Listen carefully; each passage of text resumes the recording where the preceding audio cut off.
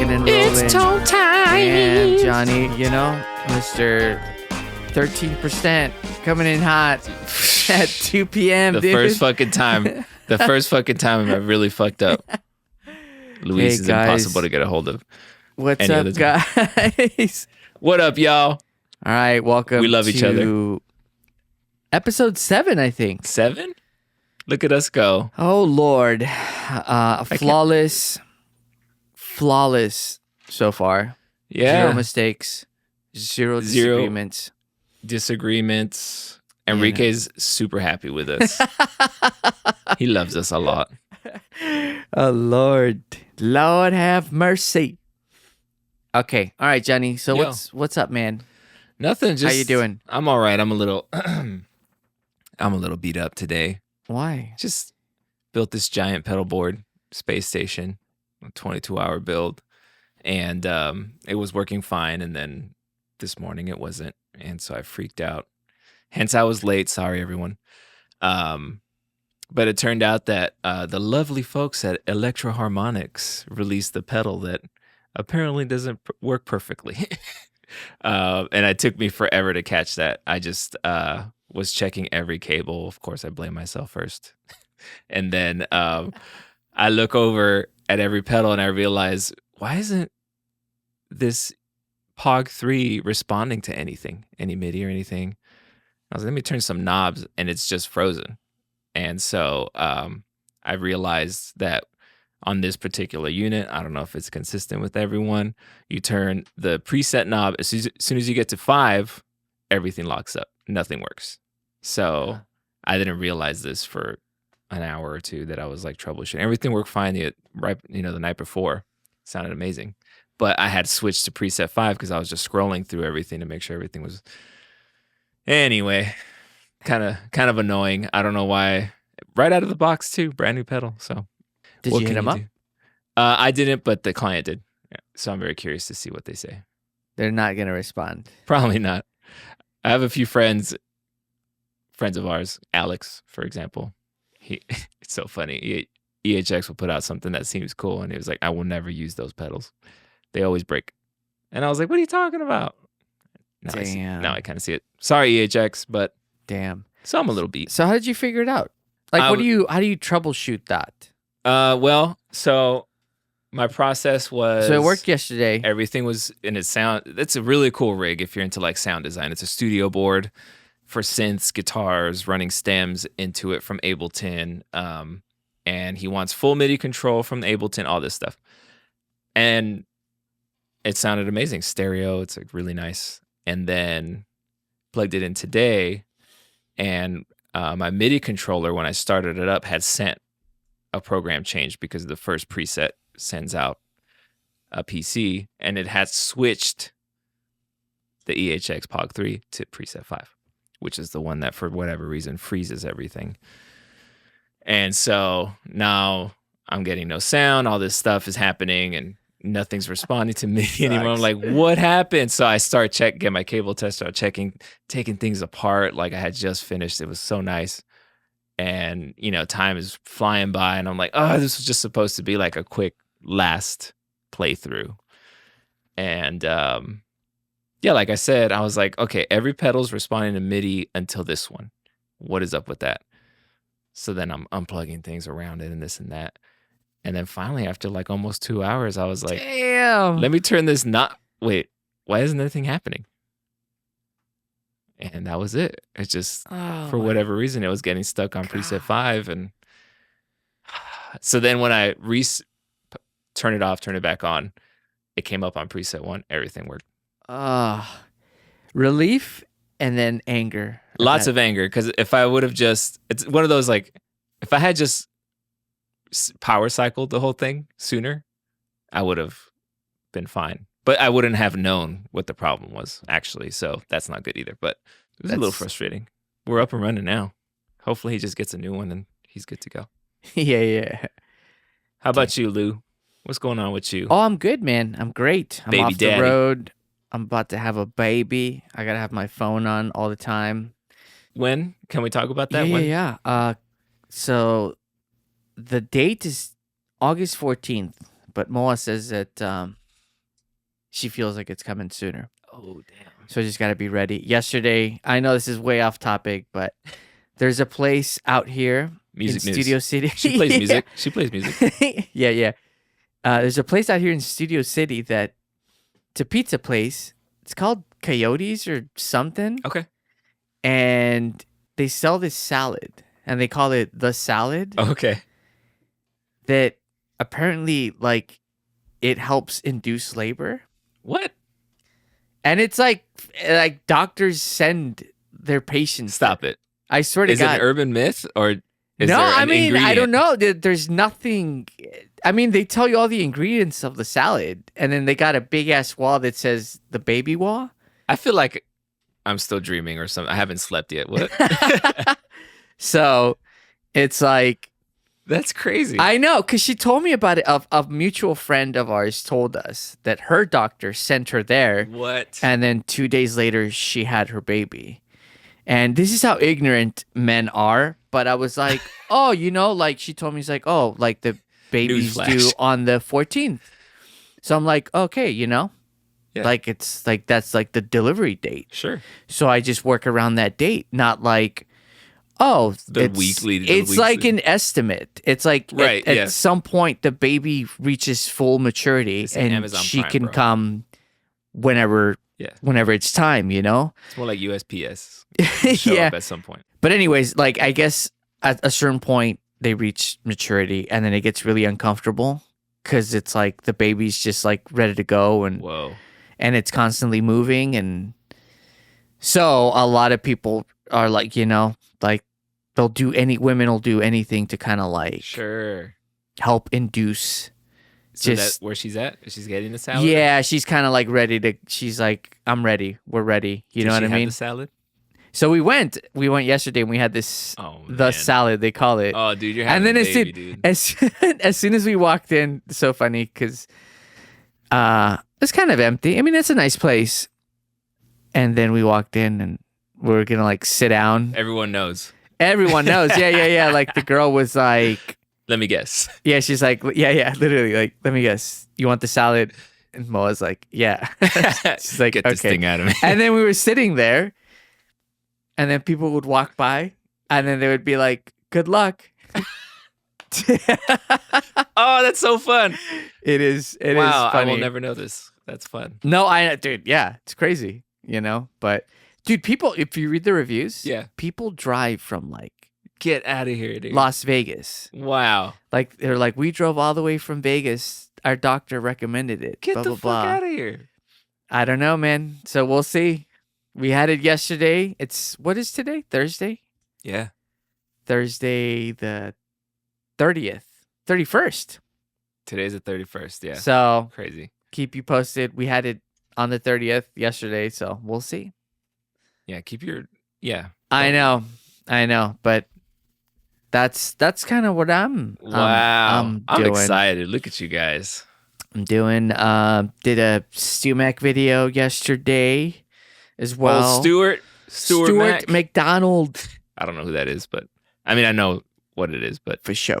It's like if you don't know, it's a shop that like sells luthier tools and stuff. I love them. But I did a video for that. I used one of those Jeff Beck Epiphone Gibsons. Let's talk about that. It's like an Epiphone, or it's like, if y'all don't know, I'm a huge Jeff Beck fan. Yeah, it's an Epiphone, but the headstock is the open book, the Gibson, but it still says Epiphone, and it's still slightly different. Maybe is it era specific? That's shaped. It's like I forget. I mean, whatever. It's just weird, and it's like nitro. Like it's nice. I think it's like and then Nico, the client, the guy who owns it, he said that they come with Birchbuckers or what? Yeah, I think so. Custom shop. Yeah, like actual Gibson pickups. I mean, it's cool, $1,000. Yeah. Or I think they're more, but I think he got a deal. He did. Yeah, he told me all about it. So that's cool. I'd rather get a Strat, but I'm a Strat guy. For sure. The Les Paul looks cool though. They got that little, apparently the whole gap between the pick guard and the pickup is like super detailed thing about It's cool. It's fine. I mean, to me, it just feels like an entry level Gibson. Okay, sure. Does it sound good to you? Yeah, it sounds good. What's the deal with the wraparound? Are you into that at all? Nah, I mean, I know that's era correct. Like we were talking about doing like a bridge with like saddles in it, so you can so we can intonate it. Right. But shit, right. But it's just a tailpiece. Yeah, it's just a tailpiece because that's how they used to come. Like the first Gibson, like the gold tops, that's how they were.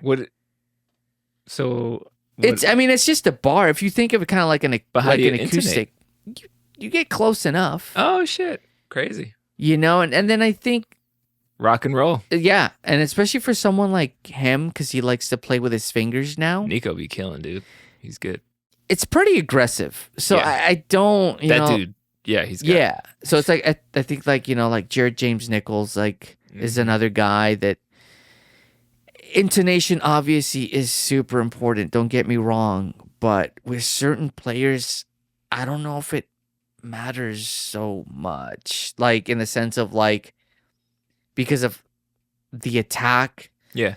And Yeah. No, I think I agree. I wouldn't want my only guitars to be, not perfectly, or no, as close as possibly intonated, but I don't know. There's a vibe there. I ain't mad at it. If it works, it works. But that's it, man. Wait, are those pickups potted? Are you serious? Half serious. Oh, they are potted. Oh, they are? Okay. Yeah. Are you into that whole thing? Potted versus unpotted? I mean, yeah, if they were unpotted, I guess it's fine, but then it's like it's guaranteed that they're going to become microphonic. Yeah. What do you got going on in your Slash Alnico 2 Pro Tour pickups? That's a Slash guitar, right? That you have, the Les Paul? Yes. Are those? What's the deal with that? Are those potted or not? Do you? Those are potted because that's your guitar. Yeah, the Slash one. Yeah. Those are potted. Okay, for sure. Do you get all into the nitty gritty with that guitar? Or Nah, it's in a case and. Okay. I don't really use it. I have that red one. I mean, dude, I haven't played. You're a Les Paul guy, huh? I am a Les Paul guy. I knew this, but I didn't really ever think about that. I think it's the most versatile guitar. Okay. But I don't think it's the best design guitar. Oh, interesting. Okay. I think the Tele is the greatest design. Just I love Tele. It just has such a distinct sound that it's not for everyone. Right. But design-wise, that's it. It took me a while. That guy nailed it. Yeah, I feel like when I first started playing a Tele, it was like, oh, yeah, I get it. Simple, to the point. And I always tell people too, it's like if you're just starting out, I always tell parents like electric-wise, like just buy them a Tele. I agree. Buy them a Tele because it's like they're built like 10, even like the cheap ones. Like there's not a lot of moving parts. Yeah. And it's super, super easy to just repair. But it's just a plank. But yeah, man. Nice. Very cool. What's up with music news? Ozzy died. I know, man. What a drag. What a legend, man. Did you like Ozzy? I wasn't like super into the music. Obviously, his music influenced me early on in my playing. Dude, he had every guitar player, right? Randy. I used to be such a big Zakk Wylde fan. You were into Zakk? So much so that I think once I saw him, like, instead of a strap, he had like an actual chain. Yeah. And then like he put these like hooks from like Home Depot. Dude, and I was like... Eddie did that too, right? The hook? Yeah. And I was like, damn. Hell yeah. Yeah, and I remember Bullseye, thinking, dude. Yeah. But I remember at the time, I was like, oh, dude, I got to go to Home Depot and I got to get a chain. I gotta get a chain as my strap. Oh my God. I had an ESP EC1000. And... you should have picked up some steroids while you were there too, bro. Oh my God, dude. But I was so obsessed with him, dude. So obsessed with him. He's got a vibe, man. Yeah, he does. I mean, dude, even like seeing him play at that concert is just I was like, gonna say the one that they did on TV. This last one? No, the one where Wolfgang opened and they did Crazy Train. Remember, and that one dude, like he was trying to be all cool. Yeah. And then it was kind of like not hitting, because even the guy from Tool was there singing. Yes. It wasn't really hitting, and then Zach Wild. Hall of Fame, wasn't it? Oh yeah, Hall of Fame. Yeah. And then Zach Wild comes out, and it's like, come on. Yeah, this is it. I mean, even Wolfgang, like, he killed it. He did his thing. No, I know, but it's Zach, dude. Those pinch harmonics, dude. I was obsessed, obsessed with Zach Wild, dude. Yeah, it's crazy. Pinch harmonics, dude. I was in this like band that was kind of like Incubus type thing in El Paso. Every other fucking bar. Oh my god, dude, they hated me, dude. They hated me so much, because it was kind of like an Incubus-y, like new metal. So you got some riffs type, and then it's like, here I come with like an EC 1000 ESP, fucking third fret, low E.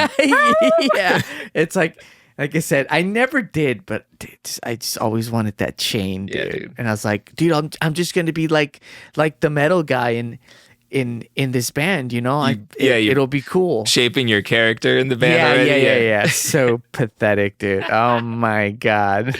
Well, now you can get like a baby Bjorn with like a chain. That's true. But yeah, Ozzy passed. Man, what a drag. That dude was a legend, man. I mean, do you think of like someone like him, and it's like, I wouldn't say what a perfect life, because I think we glorify like the struggles, and we've talked about it. I think he almost died several times. Yeah. You know what I mean? And it's like having to go through all that shit, like all of it, to be able to like what a heel turn, in the sense of, not that he was ever a bad guy, but cleaned up his act. Yeah, and then it's like he was a little fried or whatever, but you're like beloved by everyone. Yeah. Literally everyone. Even if they don't like your music, it's like you were just kind of known as like this sweet guy. Yeah. That's like just real. Yeah, seems like it. Yeah. Like genuine. Yeah. And it's like, I think maybe we talked about this last time with this whole like AI thing, where it's like, everyone's so like worried about AI, and I get it. I mean, there's plenty to be concerned about, but like in my mind, I don't know if AI would ever be able to recreate like something, you know what I mean? Like, what do you put in, like awkward British guy? Yeah. That sounds hot. You know what I mean? That voice, the vibe. Nobody sounds like him. Yeah. Nobody. Because technically it's bad. Yes. That's what I'm saying. Yeah. So it's like, well. But it's awesome. But it is, because it's so unique, you know? And it's like, I don't know. It has been super fun to like kind of see all these like old videos of him. And like I saw one that was like super like endearing, because like they were interviewing Paul McCartney, and then he like, I guess Ozzy was like walking in, and then Paul McCartney's like kind of jokingly, don't let this guy in. Oh my God, it's this guy. And then that was the first time that Ozzy had met him. Oh, okay. And Ozzy, like, he got into music because of the Beatles. Oh, okay. Like, that was those were his idols. Yeah. And dude, like, he's like visibly like nervous, like a fan. That's meeting, cool. like a kid meeting his idols. Yeah, and then that's awesome. Like Paul's kind of like jokingly like, "Oh, did you ever check out?" He's like, "Mate, like I have everything. I own everything. Blah blah blah. This and that." And like he knew what. Like it's just so sweet. Yeah, you know what I mean. Like it's just super endearing, man. And I think it is cool. Like I'm not gonna name drop, but I am. But the night before he passed away, I was doing some stuff with Scott Ian of Anthrax. Oh, okay. And we were at Studio 606, which is Dave Grohl's studio. And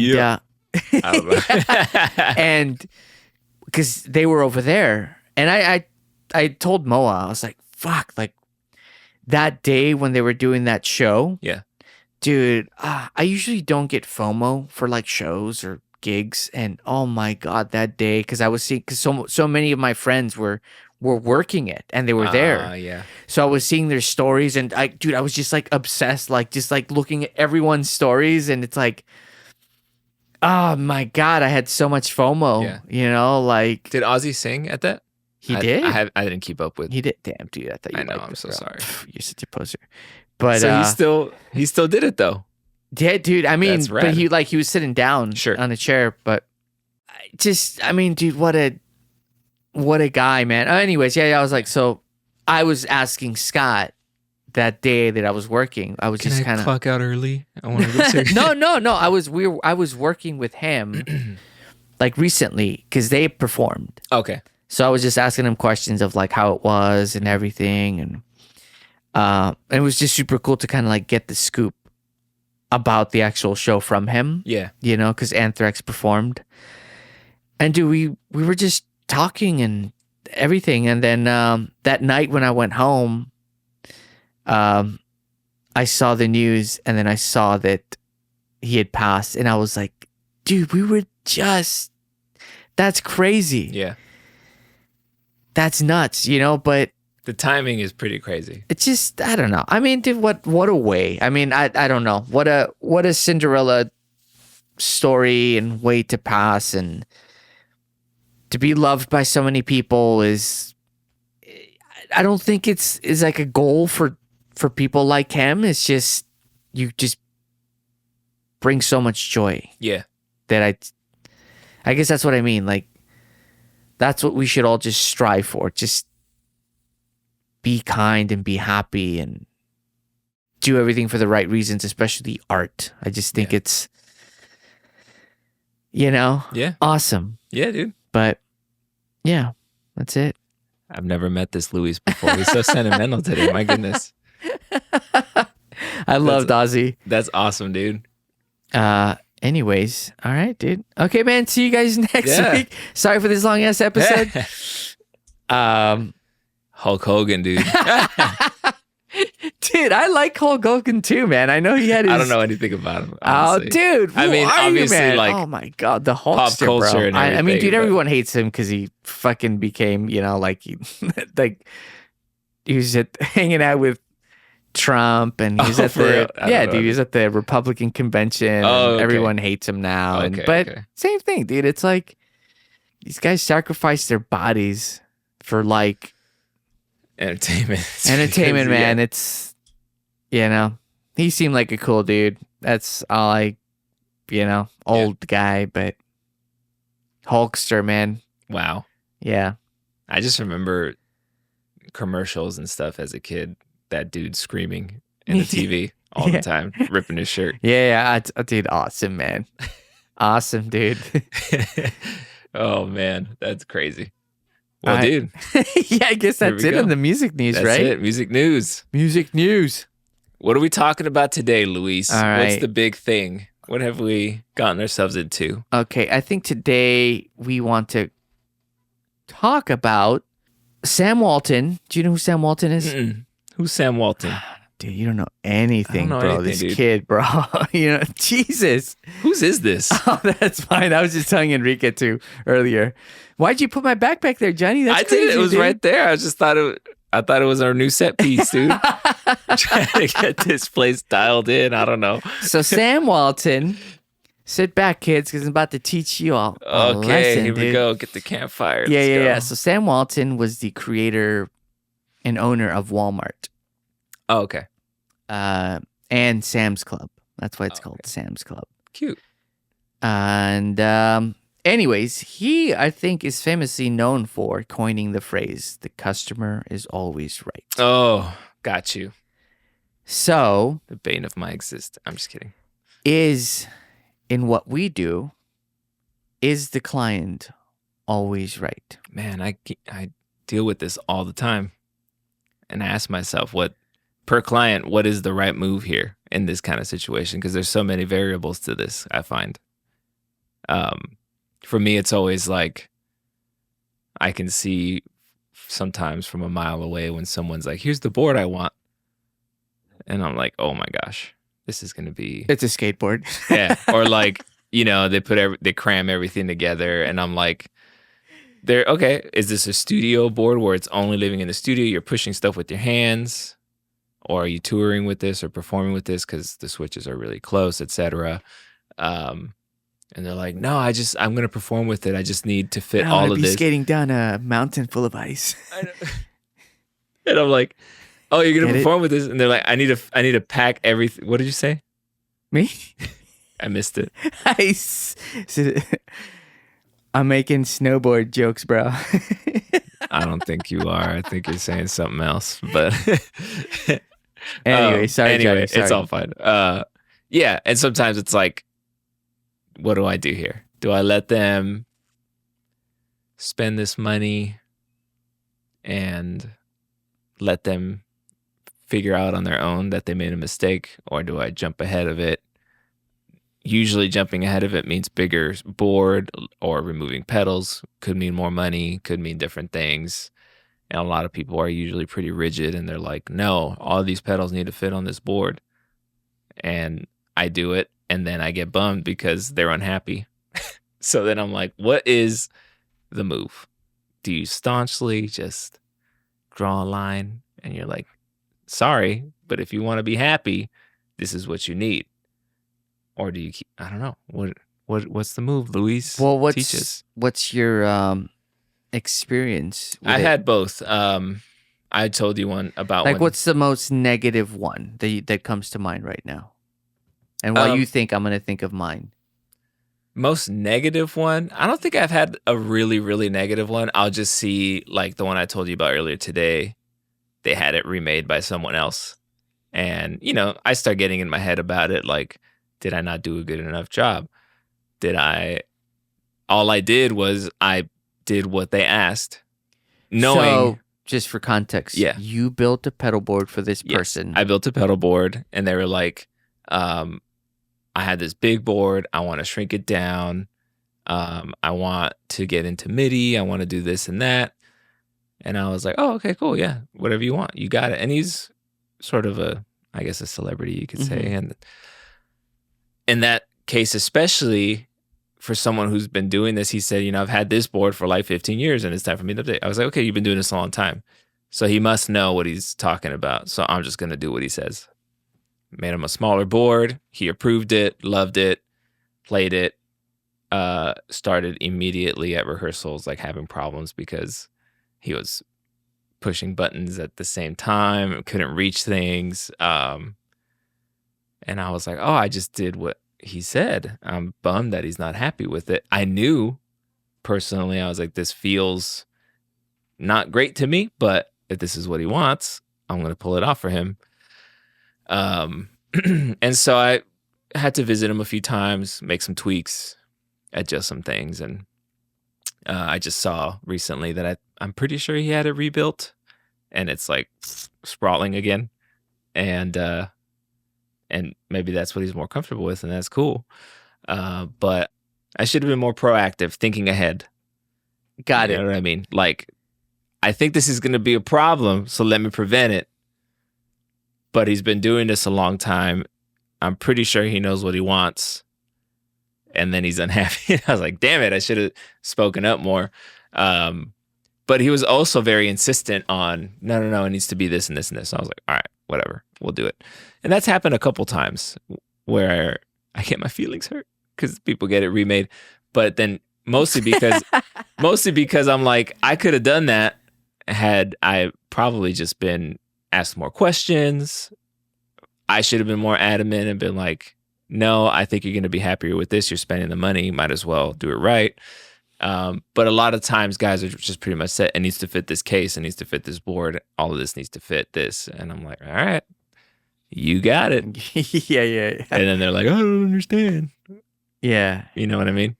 So I don't know. It's tough to say.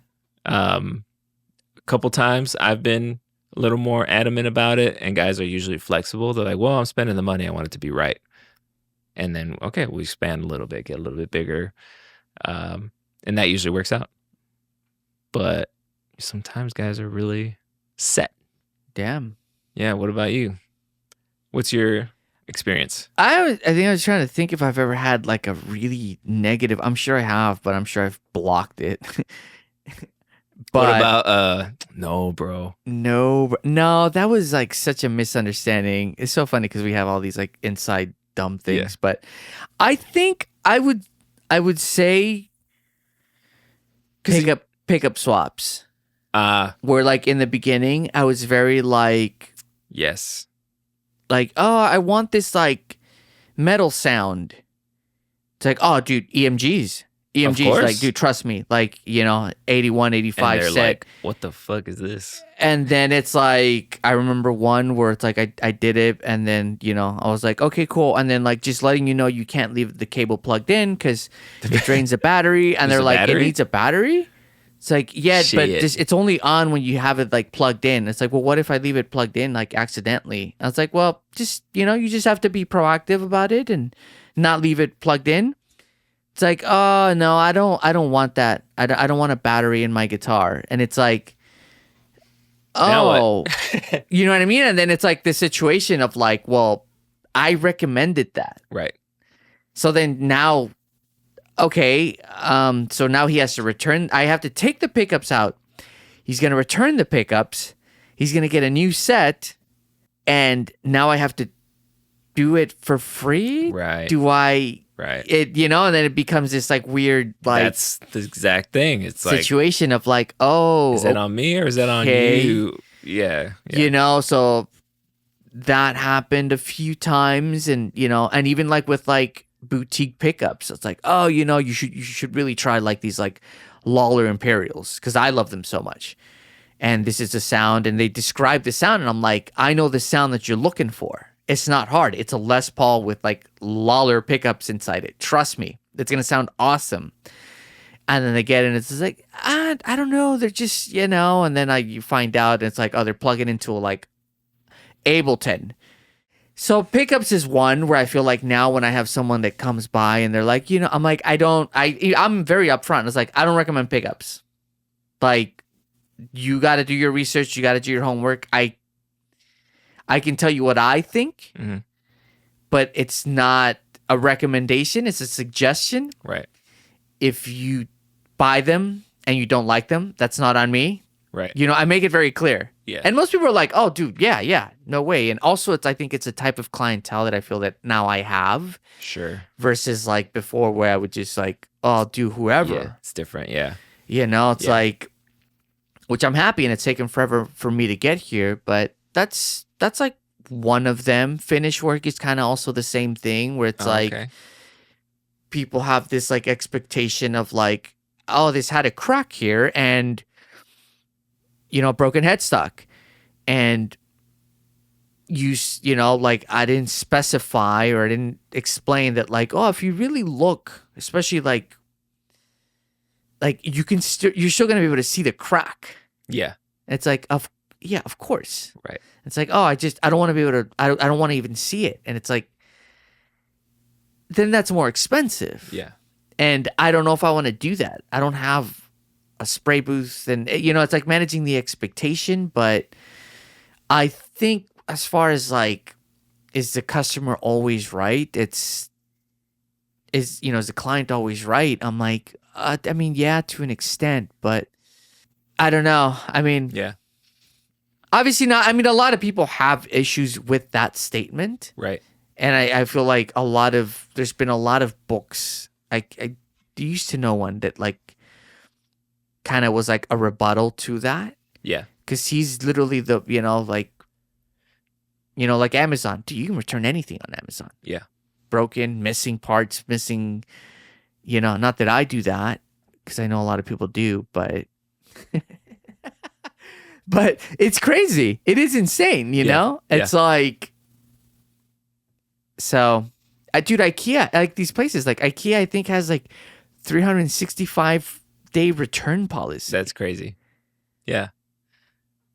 I don't know. It's crazy. I feel like it's morphed people's brains into like thinking that like, oh, that's kind of like everywhere. It's going to be here tomorrow. It's going to be perfect. It's going to, like, the expectations are high. I'm going to get exactly what I want, or else they're going to take care of it.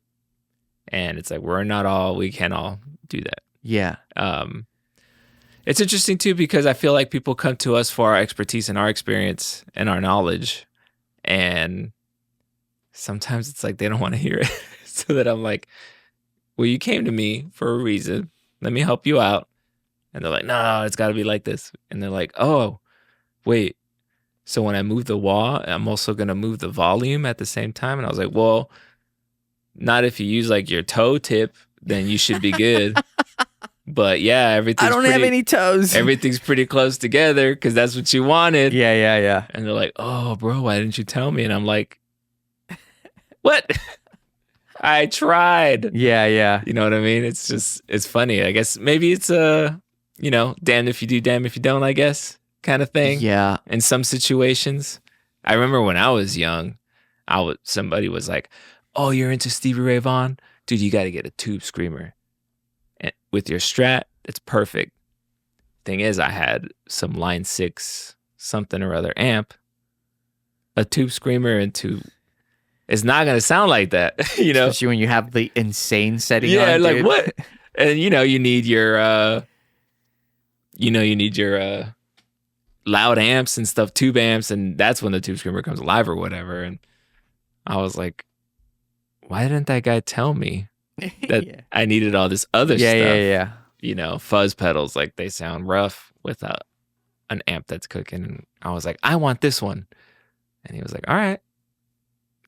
Guitar Center guy gets his commission on 16-year-old kid, not knowing what he's doing. And nobody told me, and I wish they did. So I try to be that way. But yeah, it's interesting.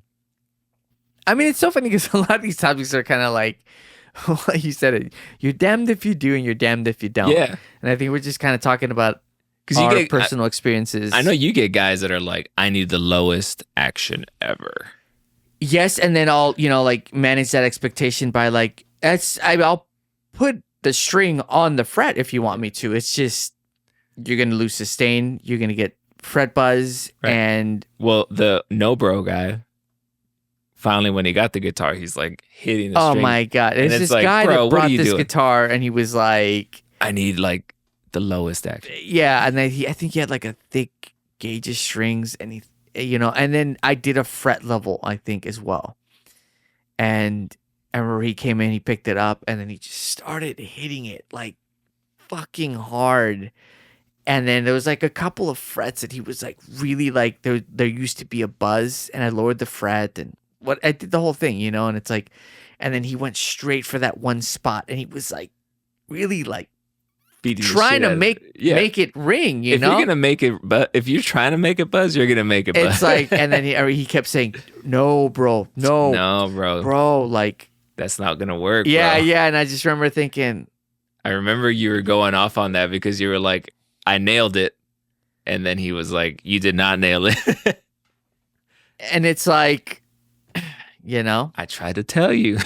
Needless to say, it's like people like that. I fired him. It's like you fire clients. It's like, I don't want to work with you. Right.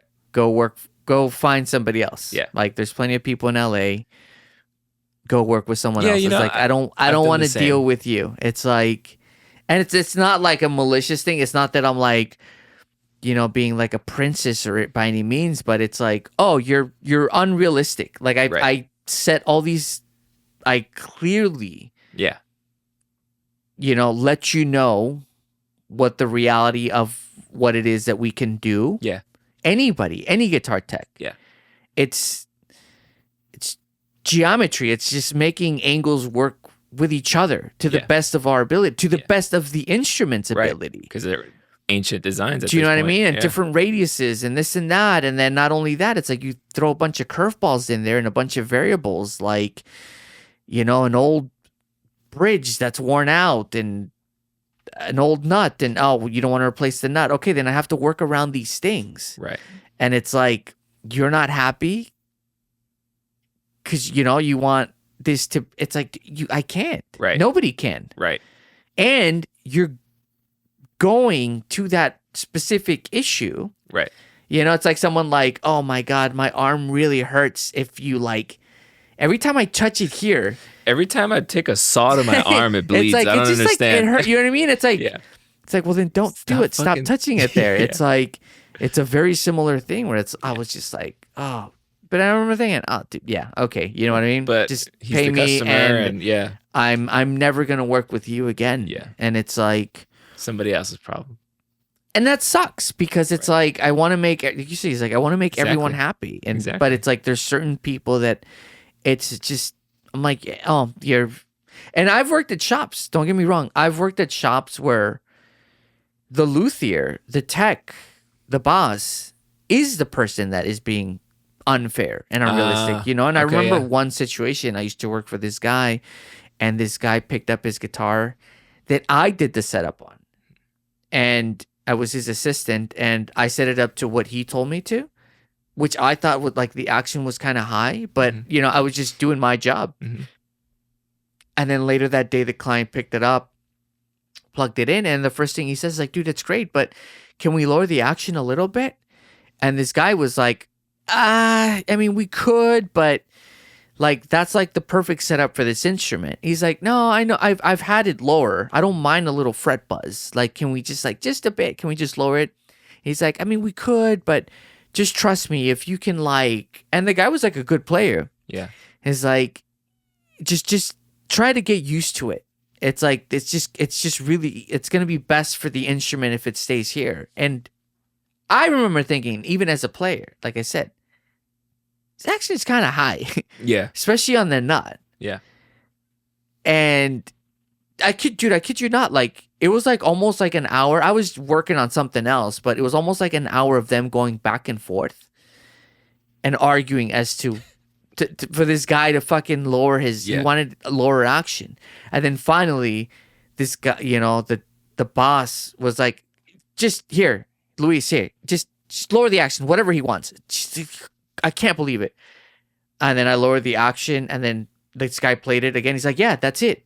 Like, I can't believe. And then both of them were pissed off, and the guy handed him like the cash, and she's like, and then the guy left. And then this luthier guy looks at me. He's like, shit, can you believe that guy? Yeah. And in my head, I'm like, dude, he was right this time. The customer's right. You're nuts, bro. Like, yes, like, you're nuts. Yeah. It's his guitar. What do you care? Right. Do you know what I mean? But like, I feel like I always have that story in the back of my head where I'm like, that's a good perspective. Am I being that? But it's like, no, at some point it's like, you're going to come back. Yeah. Tomorrow. Yeah. And that's what used to happen. You know, sometimes where it's like, someone would be like, oh, can you go any lower, any lower? I'm like, dude, the neck is just straight. There's no room. Meaning that, like, if it gets hot or if it gets cold, like that neck has no room for error. Sure. So it backbows. Yeah. And then it's like the next day I'd wake up to a text, hey man, strings are completely fretting out. I'm like, yeah. So now he's coming back, and that setup that took me an hour is now a 3-hour job. Yeah. Because I listened to him. Right. Versus like, look, this is where it should be. Right. It seems like maybe the move is to just, I don't know, if you try to give advice and they don't take it, then you just roll with it, and then they run into problems, and then you correct it. But I guess at that point, a lot of people are just going to assume, even if you tell them ahead of time, they're going to assume like you don't know what you're doing. I think that's what bugs me, is like, I know what I'm doing, and you're coming over here like talking to me like I don't, and I actually told you about this ahead of time. So I guess, I don't know. Yeah, I guess it's a matter of just trying to set the expectations and then follow through with what they want. But then it just takes up our time because we got to make these tweaks or whatever. But that's what I'm saying. I think at the end of the day, I'd rather take the latter. Is that the term? Yeah. Of like, look, you came to me because I'm the expert, and this is what I think it should be. This is like the best thing that we could do. Yeah. That's it. Yeah. You know what I mean? There's always little room for compromise, but at some point, that's it. Right. Do you know what I mean? Yeah. And if you think that you can go and get it even closer, then by all means, go ahead. you know, but then it's like, at least you've wiped your hands from that. And I think even just like, I think some people will go to someone else, and just because it's someone else, they'll be like, oh yeah, you nailed it, dude. And maybe they didn't do anything. Oh yeah, or maybe of course. I mean, it's that whole like, you know, the fake fader thing where it's like, you know, like, hey, sound guy, can you turn me up? It's like, yeah, that's perfect. Yeah. You know, it's like, it's very similar. Where it's like, and dude, I mean, I've seen people do that too. Where it's just like the fake truss rod tweak. You know what I mean? And people are like, oh yeah, dude, that's it. Nailed it. Yeah. It's like this pseudo thing that is real as well. Yeah. You know, when it comes to setups. How many times have you done that to me, bro? But so what do you say? The customer's always right? I'm gonna make them feel like they are, but I'm not gonna believe that they and then I will take a little bit of joy when they come back complaining that the thing that I told them not to do doesn't work out. And damn, I'll be like, dude. What did I say? So damn, bro. What about you? You think they're always right? No, of course not. You know, but that's why you're coming to me, so I can tell you that. Right. That's it. It's yeah. Never mind. I was gonna bring it back up again. I was like, but then they still don't listen. Then go find somebody else. Yeah, sure. Do you know what I mean? It's like being a doctor, and then it's like someone comes in. It's like, oh, someone said that like drinking, you know, eating a salad apparently makes babies. Yeah, it's like, dude, that's crazy because doctors. I gotta look this up. This is crazy. I know, dude. It's hilarious. Trust me. You know, and then one of the reviews actually is funny on the Yelp thing. It's just like it didn't work. It's 0 stars. Yeah. But yeah, I say the client is not always right. Sure. And that's my job. There you go. Well, guys. Thanks so much for hanging out, y'all. Yeah, guys. Give us any tips or tips as in... Yeah, leave comments. Eventually we'll reply to them. Yeah, let us know what we're doing wrong. How bad we were figuring this out. It's a very small crew. We got to put these on Spotify, y'all. We got to put these on Spotify. We're a small, very grassroots situation. We're figuring it out. And thank God we have Enrique, or we'd be shit. We honestly, huge shout out to Enrique, because I think you and me would have stopped 5 episodes We wouldn't know what the fuck to do. So Enrique. By the way, Enrique. Oh, see, this is why we got exactly. Enrique. And by the way, shout out to Enrique because he was at my baby shower and someone else wasn't. Oh, come on, bro. You should have a boo. Boo.